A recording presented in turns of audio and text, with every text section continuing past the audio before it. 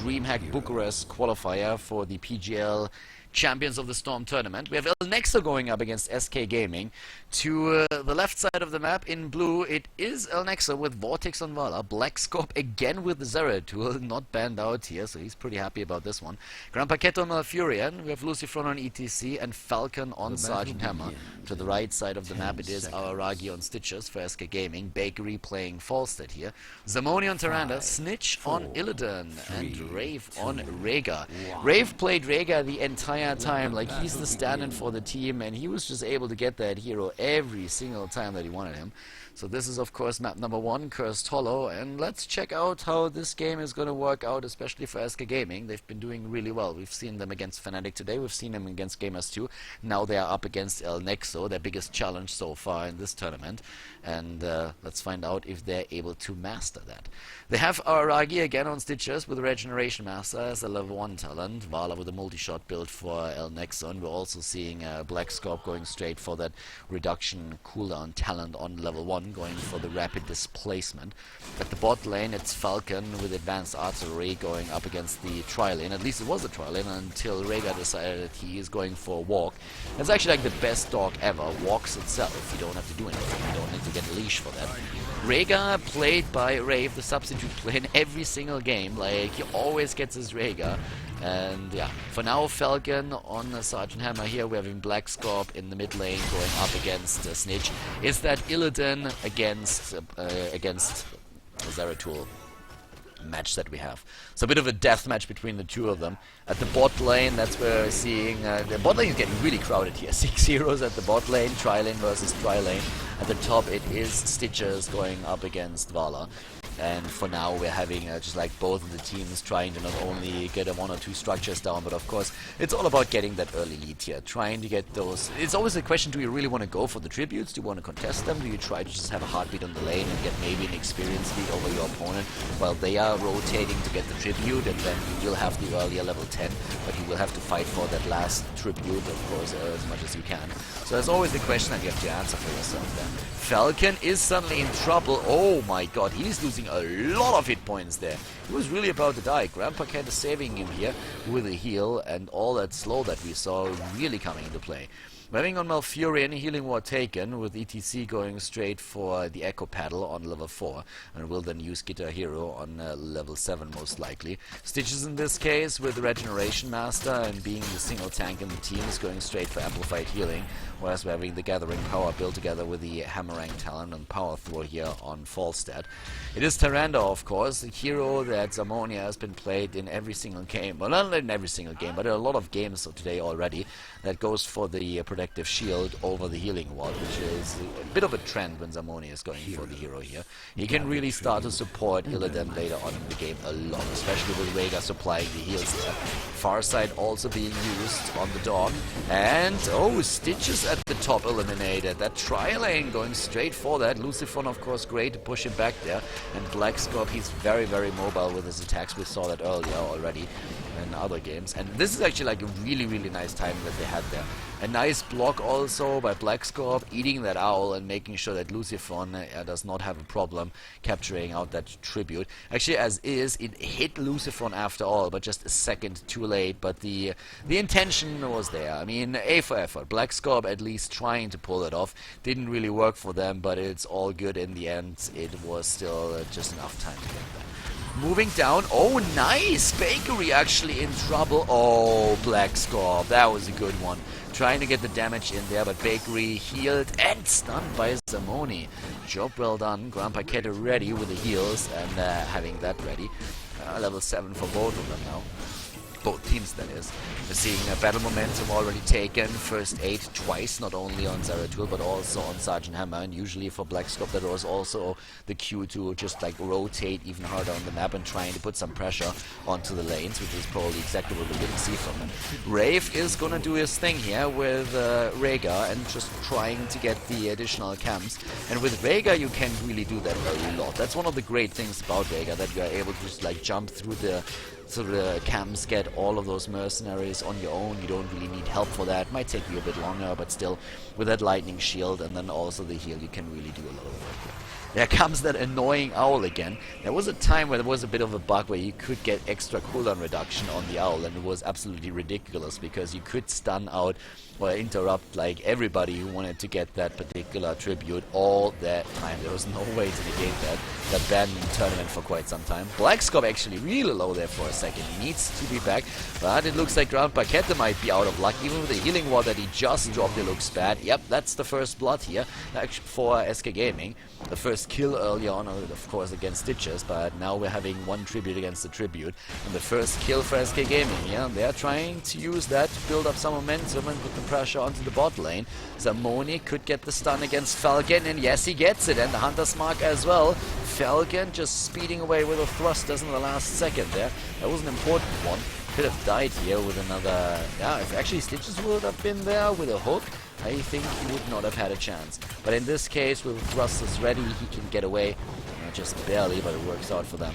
So we're having now level 10s hitting faster for El Nexo, the Spanish team, doing well so far with the strafe on Vala, getting the extra damage ready. We're having good old ETC up at the top lane, going straight for his stage dive, and Napalm being used for Sergeant Hammer, as Tranquility has been chosen for Malfurion.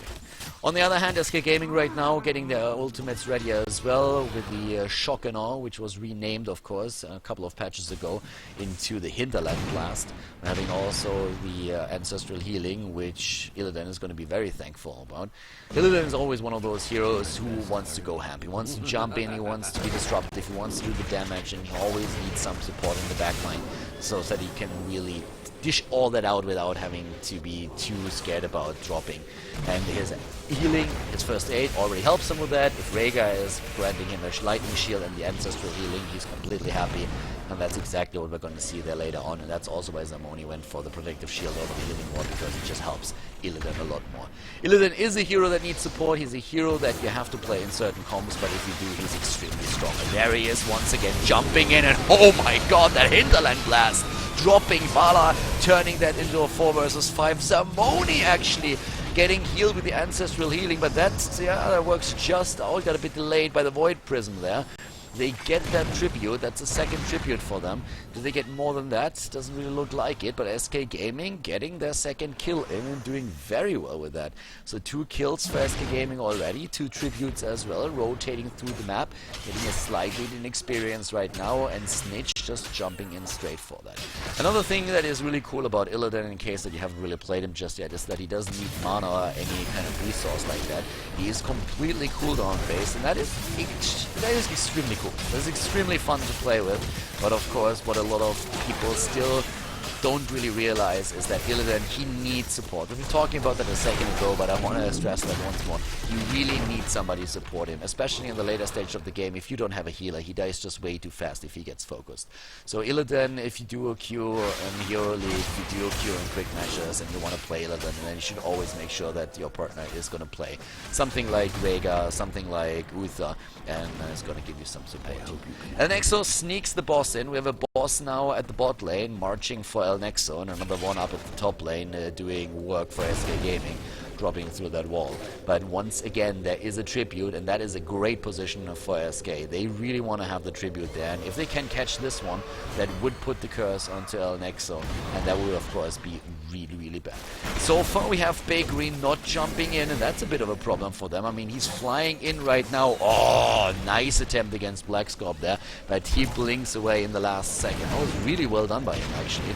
If he dies there, then then El Nexo is in trouble. They get cursed, and they have a huge problem. Blackscorp jumping in, using the wormhole here on level 13 to jump back out once again. Life Seed chosen on good old Malfurion with a Frost Shot on Vala, Uber Rockstar on ETC. And we're having the Feral Lunch in actually Illidan going for the passive build, not going for Giant Killer himself. That's something that only Falsa did in this game on the side of SK Gaming. We're having Sergeant Hammer doing that for El Nexo as well.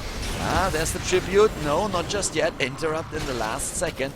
They're really trying to fight for that. The bot lane, by the way, is still being attacked by the boss here. Boss is doing a lot of work against this. Oh, they need to be careful. Aragi with a Putrid Bile gets healed in the last second and saves himself into the Void Prison. Black Scorp is low. Vala gets nearly the entire ult through. A lot of damage done. Level 14 versus 13 in favor of Nexo. A good hook against Gran Paquete. Oh, Malfurion about to die. Goes down here. Oh, and another Hinterland Blast, but Illidan this time is dead. There was just not enough heal available, and Zamoni is not making it. No, B was too slow already, and then Vala hits another Frost Shot and just slows him down way too much. Tyrande with no chance of escape here. 3 kills against 3, and they take the opportunity to go straight for the hard cap, steal that away from the opponent. Not even with a vision can they do anything about that, and Aragi only gets one of the mercenaries here, not able to really hit Black Scorp. Oh, Rave jumping in with a feral lunge here, but Black Scorp getting away after all. It was a close one, but he gets away, and at the top lane we had Lucifron starting to push in against the 4 together with the Wave that just made her way in. 15 against 14, the level that we're having for the two teams just now. And that, of course, puts El Nexo a lot closer to the next talent with level 16. Relentless for Stitches. That entire build that we're seeing for our Aragi is just focused on staying alive and providing the tank at the front line to suck up as much damage as you possibly can.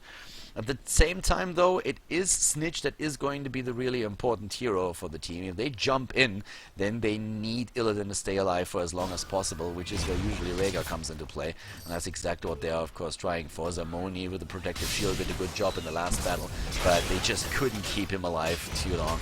I mean, it was a good hook that they had against Malfurion, and then they were trying to take him out, and once they got him out of the fray, Illidan just had to move in really deep, and that exposed him to a lot of damage, and El Nexo was using that to just drop him as a counterpart.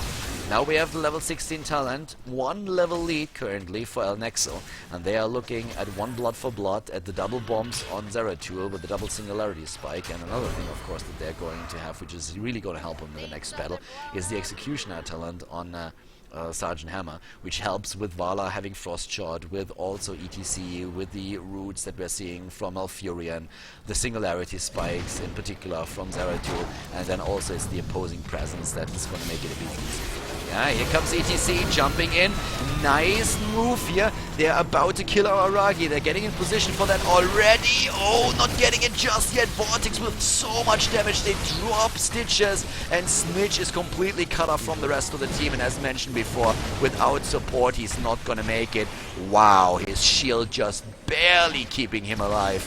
But they lost Zeratul. They are going to get that tribute though, and that will put the curse onto SK Gaming. I mean, they could have killed Illidan, I guess, maybe. If Vortex gets a bit close and gets another Frost Shot in there, then Illidan is not going to make it. But as is, it was an exchange and kills, a 1-for-1, but the tribute ends up in the hands of the Spanish team.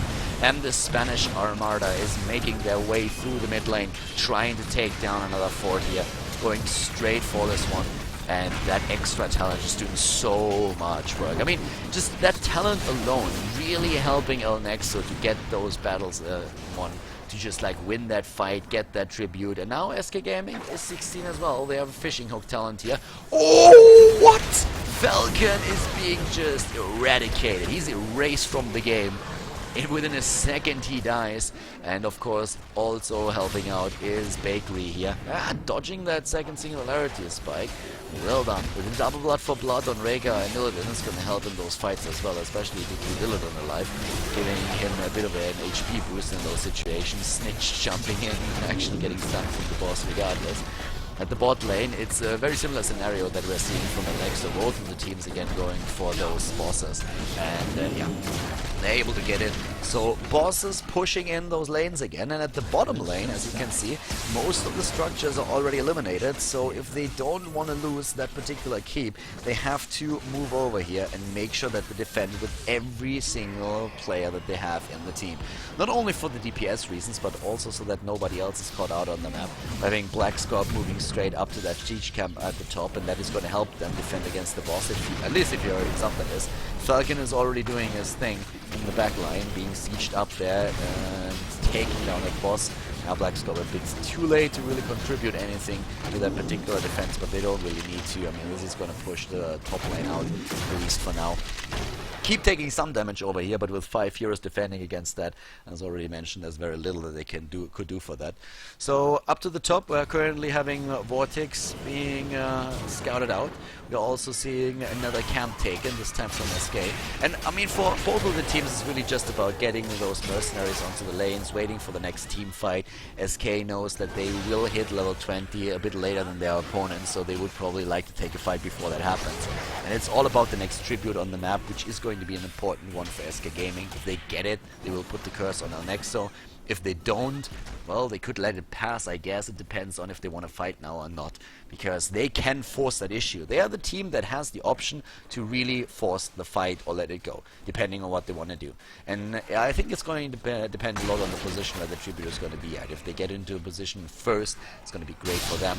But it's always important that they either close the distance and experience, close that gap, or that they force a fight before the level 20 hits for Nexo, because Nexo is going to try and utilize that as much as they can. And if they can run with that level 20 talent advantage, then they might win one of those important team fights that can then decide the game. So right now we're having the tribute up at the top, both of the teams rotating over for that. Oh, there's Black Scorp already, trying to just interrupt the team as much as he can. Wraith healing out that damage that was dished out. And Nexo has to fight. If they don't fight here, then they are going to be cursed. Here comes Napalm and the hook and stun. Nice. Very well done here. Lucifer jumps in. Napalm is getting in again. And here comes Vortex using his strafe immediately. Tyrande down. Vala as well. Rhaegar being dropped. And without the heal, there's very little they can do. Aragi is trying to stay alive, of course, but Lucifer with a power slide just passes him. Singularity Spike is slowing him down. And that is the battle ending in favor of Nexo. The Spanish Armada victorious once again, at least in the fight here. They get the tribute. They have level 19 versus level 18. It's 7 kills against 6. A trade with 1 versus 3. And they are already on the prowl once again, trying to look for an opportunity to add a 4th kill to that particular battle. We're having them just like breaking straight through the wall at the top now, taking down tower after tower with a fantastic coordination in the last battle that we saw there. Really well done, and especially that Void Prism saving Vala just a bit longer and allowing her to get that ult through, another multi-shot in, allowing ETC to jump into the battle, and they take the keep. And that is, of course, like the best that they could get out of the situation. They're very close to level 20. They have 1 keep already taken down into the level 20 time. They should be able to do even more than that. And that also means that even if another tribute is spawning on the map, there's just no way for SK to really contest that unless Nexo screws up. But the 20 talent gave them Nexus Frenzy on Sergeant Hammer, which is going to put an insane amount of damage out now. We're having Rock God being used by Lucifron as the 20 on ETC, which is a great talent to have. And Black Scorp is already a beast, and Zeratul as is, but once you have Rewind on the hero as well, it is absolutely ridiculous what he can do with it. And that's exactly what they're going to try and do here right now. So there comes the hook again against Lucifron, but he power slides away. This time the coordination between Zamoni's stun and Aragi's hook was not as perfect as before. And they're trying to go for the tribute. Here comes the at least 1 Singularity Spike against Snitch. Black Scorp gets healed again. Rock God activated. They're going for Rhaegar, and they get him. Rhaegar is down. Here comes the setup. Oh, nice. Going straight into the roots. Yeah, Black Scorp surviving. Down goes not only Zamoni, but also Falstad. Very well done. Void Prism into entangling roots, and the setup was absolutely perfect. Snitch is being dropped now too. The 20 talent here really coming to play with all that extra damage that we just saw. And Nexo, they take map number 1. They take Cursed Hollow against their opponents here in the grand final of the qualifier. The GG already called by Black Scorp here, actually. Well, there it is. The game is over. Well done by Nexo here. They take the lead in the best of 3 series against SK Gaming.